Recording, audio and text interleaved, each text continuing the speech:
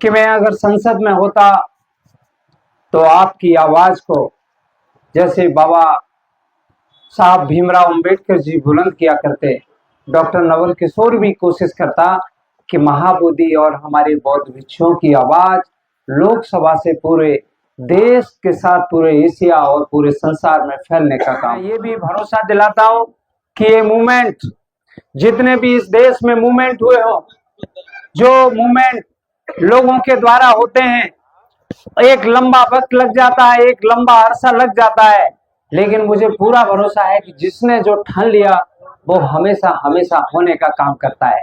इतिहास में बात करूं, चाहे हम माँ सावित्रीबाई फुले की या ज्योतिबा फुले जी की, सोचिए उस जमाने में माँ सावित्रीबाई फुले महिलाओं को पढ़ाने के लिए सामंतवादियों तरह तरह के उनके ऊपर कटाक्ष करते थे।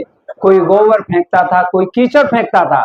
मुझे पूरा भरोसा है कि आपके इस मूवमेंट के लिए तमाम अड़चने आएंगी, लेकिन मैं कह सकता हूं जैसे माँ सावित्रीबाई फुले का मूवमेंट नहीं रुका, ज्योतिबा फुले जी का मूवमेंट नहीं रुका, बाबा भीमराव अंबेडकर जी ने सोच लिया था कि इस देश के तमाम करोड़ों पिछड़ों और दलितों को हमें आजाद कराना है, उनको हक और अधिकार दिलाना है। मुझे पूरा भरोसा है कि ये मूवमेंट, महाबोधि मूवमेंट सफल होगा। और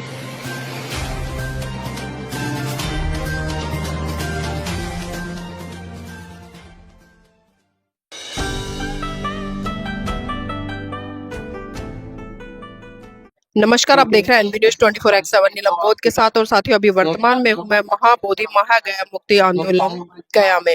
जी हां, तमाम लोग अपनी अपनी उपस्थिति दर्ज करा रहे हैं, समर्थन दे रहे हैं इस आंदोलन को। और ये आंदोलन अब मुट्ठी भर से लेकर जन सैलाब तक बन गया है। अभी यहाँ पर डॉक्टर साहब आए हैं और आप देख सकते हैं कि भिक्षु संघ को दान देते हुए बहुत समय उनका ऐसा रहता है कि रात दिन ऑपरेशन चलते हैं, क्योंकि डॉक्टर साहब का जो हॉस्पिटल है, जितने भी कोई व्यक्ति अमीर हो या गरीब हो, डॉक्टर साहब 15 साल से किसी भी मरीज से कोई अपनी फीस नहीं लेते हैं।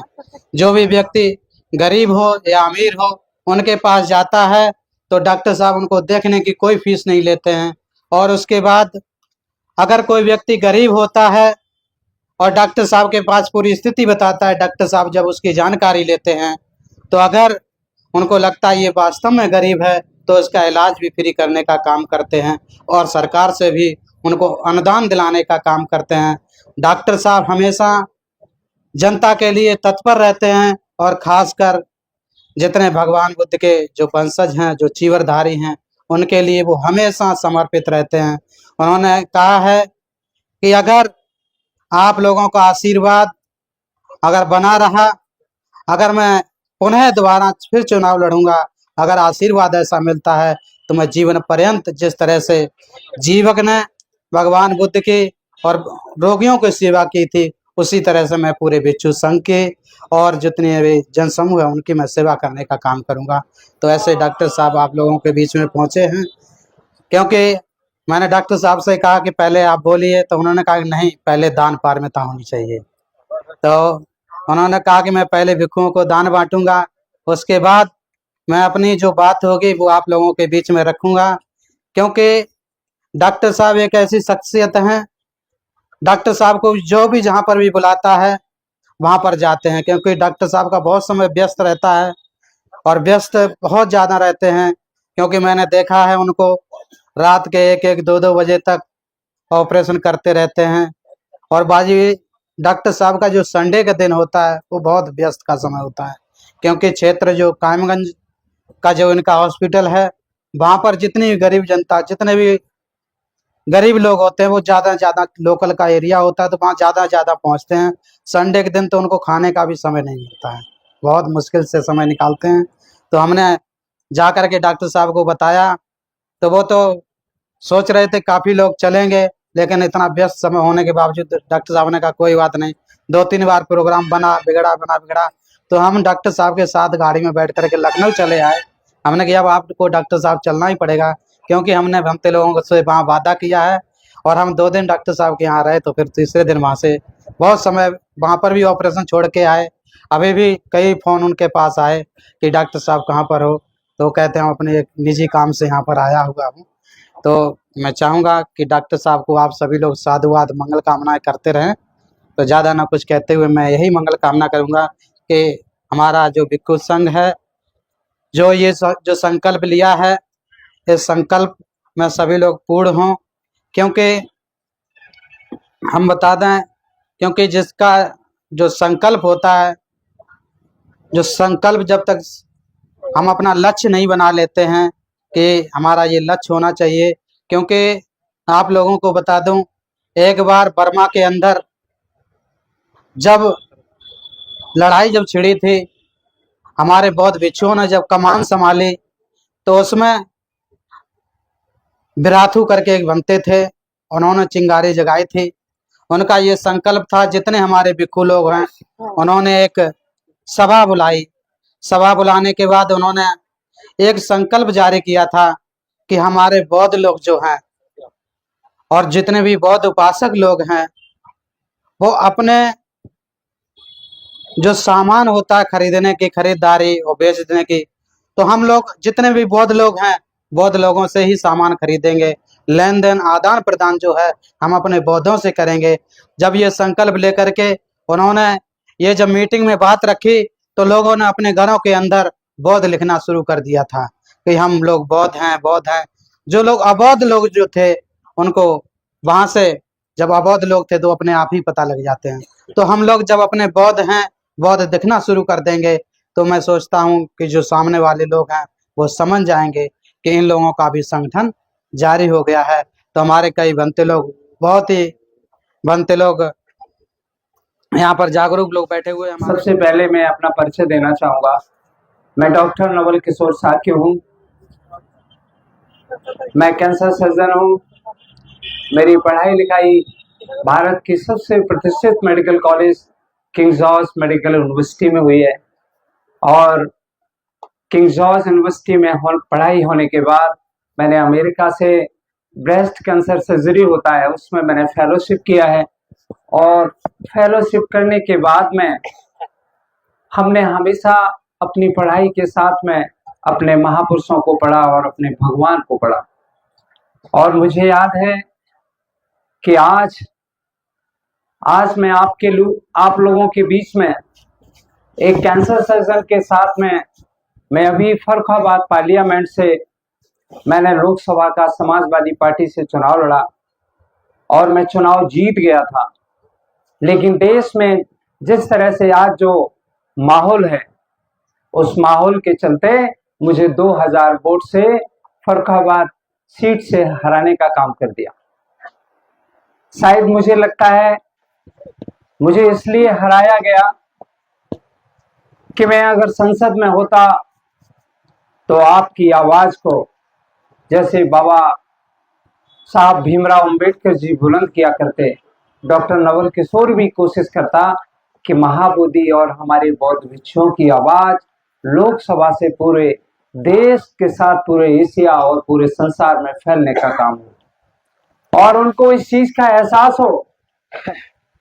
आज मैं महाबोधि मंदिर घूमने गया, हमारी विरासत है, हमारी धरोहर है, और मुझे दुख इस बात का है कि अगर मेरे पास अपनी सिक्योरिटी नहीं होती तो मुझे महाबोधि के सामने फोटो भी खींचने का मौका नहीं था।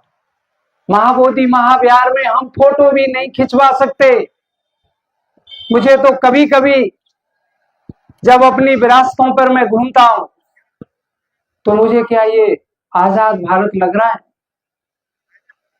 मैं कह सकता हूं कि जिस तरह बाबा भीमराव अंबेडकर जी ने कहा था कि उस आजाद भारत में भी एक गरीब तबका है और एक दबा हुआ तबका है, मुझे सबसे पहले उनके लिए आंदोलन करना चाहिए। और वही मुझे लग रहा है मैं भी कहना चाहूंगा कि इस आजाद भारत में हमने संसार के बहुत सारे देशों की यात्रा की है, और जिस तरह से हमारे देश में आजाद होने के बाद भी आज हम गुलाम बने हुए हैं, इसके लिए हमें आप सबका आशीर्वाद चाहिए। और मैं तथागत के सामने आज तथागत के मंदिर में जब पहुंचा और मैंने पूजा की और तथागत से बस यही आशीर्वाद मांगा कि हे भगवान, डॉक्टर नवल किशोर को इतना आशीर्वाद दो, मेरे अपने लोगों को इतना मजबूत करो कि महाबोधि को मुक्त करना तो छोटी बात, आपका परचम फिर से बुद्ध में होके पूरे भारत देश में फैले। ऐसी मैंने आज महाबोधि मंदिर में प्रार्थना की थी। और मुझे याद है जब मैं 11वीं क्लास में पढ़ता था, उस समय महाबोधि को मुक्त कराने का मूवमेंट, आज पूजनीय भंते जी यहाँ बैठे हुए थे, करुणाकर जी, पूजनीय भंते करुणाकर जी के साथ में भंते आनंद जी थे और जापान के भंते सुरई ससाई थे। मुझे याद है कि जब हम 11वीं क्लास में पढ़ते थे तो दिल्ली के बोट क्लब पर एक दिन बौद्ध भिक्षु बनकर डॉक्टर नवल किशोर ने उस बचपन में धरना देने का काम किया था। आज मैंने एक महाबोधि टेम्पल से एक इंग्लिश में किताब थी, उसमें महाबोधि मूवमेंट को मुक्त करने का आंदोलन देखा था। अभी तो दो ही तीन बातें पढ़ी, और 3 बातें पढ़ी उसमें मैंने देखा कि जब देश में ब्रिटिश का शासन था, उस समय भी महाबोधि की सफाई और मुक्त करने के लिए जो आंदोलन चले, उसमें भी हमारे महाबोधि को, उसमें हिंदुओं के पवित्र मंत्र किए गए थे। ये मैंने छोटी सी लाइन उस किताब में पढ़ी थी। लेकिन मैं कहना चाहता हूं, आज अभी थोड़ी देर पहले यहाँ का पुलिस प्रशासन आया था, और यहाँ पर जो मूवमेंट चला रहे हैं आकाश लामा जी, मुझे लगता है उनके लिए नोटिस आया था, और आप सबके लिए भी नोटिस इस बात का संकेत है। अभी भंते जी कह रहे थे कि जेल जाना पड़ेगा। मैं कह रहा हूं कि आप लोगों को अगर जेल जाना पड़े, उससे पहले हम सारे उपासक जेल जाने को तैयार हैं। ये भरोसा हम आपसे कर रहे हैं, और मुझे पूरा भरोसा है कि इस मूवमेंट को चलाने वाले जो भी लोग हैं मुझे बता देंगे, कम से कम 5000 उत्तर प्रदेश से उपासकों को लाने की व्यवस्था डॉक्टर नवल किशोर साके करेगा। मुझे ये भी मालूम है बाबा साहिब भीमराव अंबेडकर जी इतनी बड़ी ताकत हमें और आपको दे गए, और आप सभी बौद्ध भिक्षु हैं। आप सभी बौद्ध भिक्षुओं ने अगर सही मायने में इस देश में संदेश दे दिया, तो मैं कह सकता हूं कि अकेले महाबोधि की बात नहीं है। जितने भी हमारी इस भारत देश में धरोहर हैं, हम फर्रुखाबाद की धरती से आते हैं, जहां संकिसा है, मुझे याद है संकिसा भी, वहां पर बिसारी देवी का मंदिर बना रखा है। सारनाथ या दूसरी जगह जाएंगे, वहां भी सब यही हाल है। इसलिए इस महाबोधि के आंदोलन के लिए आज मैं आप लोगों के बीच में आया हूं, और मुझे खुशी इस बात की है कि यहाँ के जो आंदोलन चलाने वाले लोग हैं, उनको कोई भी डर नहीं है कि आंदोलन चाहे 1 दिन चले या 1 साल चले या 10 साल चले। मुझे खुशी इस बात की है कि यहाँ के आंदोलनकारियों ने ठान लिया है कि जब तक महाबोधि मुक्त नहीं होगा तब तक ये आंदोलन चलता रहेगा। इसलिए मैं यहाँ के आंदोलनकारियों के लिए एक बार आप सभी से साधुवाद चाहता हूँ, और मैं जोरदार तालियों से उनका स्वागत भी करना चाहता हूँ। और बस मैं तो यही कहूंगा कि मैं जो खड़ा हूं भगवान बुद्ध बाबा भीमराव अंबेडकर जी के आशीर्वाद से यहाँ पर आप लोगों के बीच में खड़ा हूं। इसलिए मैं देख रहा हूं कि यहाँ के आंदोलन में बाबा साहब भीमराव अंबेडकर के मानने वालों की संख्या ज्यादा है। मैं पश्चिमी उत्तर प्रदेश से आता हूं, लेकिन अपनी आलोचना खुद से भी करना चाहूंगा। मैं पश्चिमी उत्तर प्रदेश के तमाम बौद्ध धर्मावलंबियों के उपासकों से मैं कहना चाहता हूं, इस बिहार की धरती से, कि महाबिहार को आंदोलन करने के लिए वैसे तो भगवान को किसी भी जाति या समुदाय में नहीं जोड़ा जा सकता, और न उतने संकोच में रखा जा सकता है, लेकिन मैं साक्य समाज से और खासकर उत्तर प्रदेश के पश्चिमी उत्तर प्रदेश में सबसे ज्यादा साकी समाज के लोग पाए जाते हैं। मैं उन सब से अनुरोध करूंगा कि इस आंदोलन को मूवमेंट के लिए, आपके आंदोलन के मूवमेंट के लिए बाबा भीमराव अंबेडकर के दीवाने पूरे भारत देश के कोने कोने से यहाँ इकट्ठे हुए हैं। आप इनके हौसला को बढ़ाने के लिए बिहार की धरती पर आने का काम करना। मैं आप सबको बहुत बहुत धन्यवाद देते हुए और मैं आपको भरोसा दिलाता हूं कि अभी तो मैं बहुत शॉर्ट पीरियड में आया, क्योंकि पहले कुछ दिनों पहले आने वाला था। मैंने होली से पहले बहुत बड़ी तैयारी कर रखी थी, लेकिन होली के बाद नहीं आ पाया।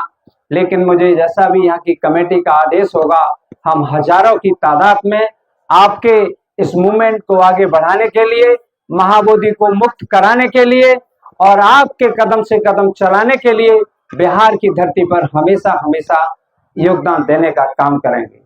और मैं ये भी भरोसा दिलाता हूं कि ये मूवमेंट, जितने भी इस देश में मूवमेंट हुए हो, जो मूवमेंट लोगों के द्वारा होते हैं, एक लंबा वक्त लग जाता है, एक लंबा अरसा लग जाता है, लेकिन मुझे पूरा भरोसा है कि जिसने जो ठान लिया वो हमेशा हमेशा होने का काम करता है। इतिहास में बात करूं, चाहे हम माँ सावित्रीबाई फुले की या ज्योतिबा फुले जी की, सोचिए उस जमाने में माँ सावित्रीबाई फुले महिलाओं को पढ़ाने के लिए सामंतवादियों तरह तरह के उनके ऊपर कटाक्ष करते थे। कोई गोबर फेंकता था, कोई कीचड़ फेंकता था। मुझे पूरा भरोसा है कि आपके इस मूवमेंट के लिए तमाम अड़चने आएंगी, लेकिन मैं कह सकता हूं जैसे माँ सावित्रीबाई फुले का मूवमेंट नहीं रुका, ज्योतिबा फुले जी का मूवमेंट नहीं रुका, बाबा भीमराव अंबेडकर जी ने सोच लिया था कि इस देश के तमाम करोड़ों पिछड़ों और दलितों को हमें आजाद कराना है, उनको हक और अधिकार दिलाना है।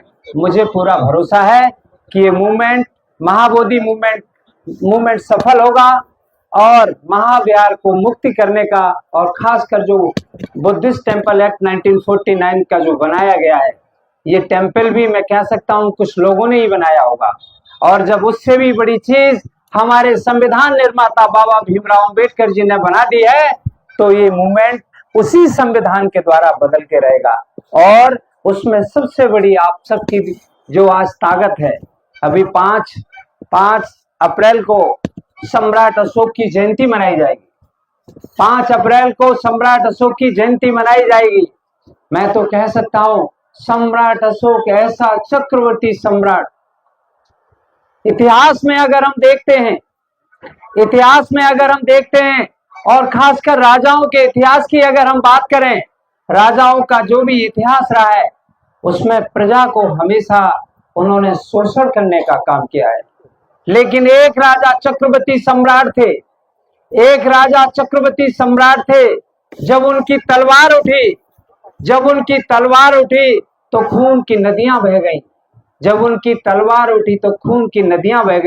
और जब उनकी तलवार को उन्होंने गिराया और बुद्ध का परचम लहराया, तो इस धरा पर एक तरह से करुणा का सागर बह दिया। ऐसे सम्राट अशोक की जयंती आप सभी मनाने जा रहे हैं, इसलिए मैं आप सबके बहुत बहुत धन्यवाद देते हुए पुनः जो बौद्ध भिक्षु हैं और बुद्धिस्ट भिक्षु संघ है, उनके चरणों में शीश झुकाते हुए अपनी बात को विराम करता हूं, इस उम्मीद और विश्वास के साथ कि आपका मूवमेंट ये 100% सफल होके रहेगा, महाबोधि महाविहार सफल होके रहेगा और बीटी जो 1940 एक्ट है वो भी बदल के रहेगा। जय भीम, नमो बुद्धाय।